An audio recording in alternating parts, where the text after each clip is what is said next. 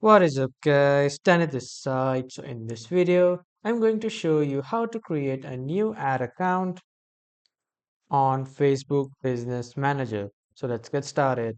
So first off, head over to Google or any browser and then in the search bar type in Facebook or facebook.com. After that, just simply sign up or log in with your Facebook account.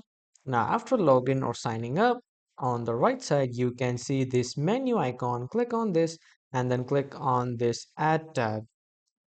Now, after clicking in the new tab, you will be redirected to the Facebook ads page where at the top, as you can see, your account ID, you need to create a business portfolio. And when you create a business portfolio, you will see it here.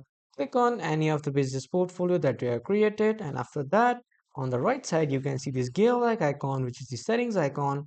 Click on this, and this will open the business setting of the Meta Business Suite. Now, after coming here under the accounts section, you can see the add accounts. Click on this add accounts, and then from here, click on this add. So from here, you can create a new ad account on Facebook Business Manager. Click on this create new ad account and then add your account name, your time zone, your currency, and then what is your usage, and then just confirm all the details.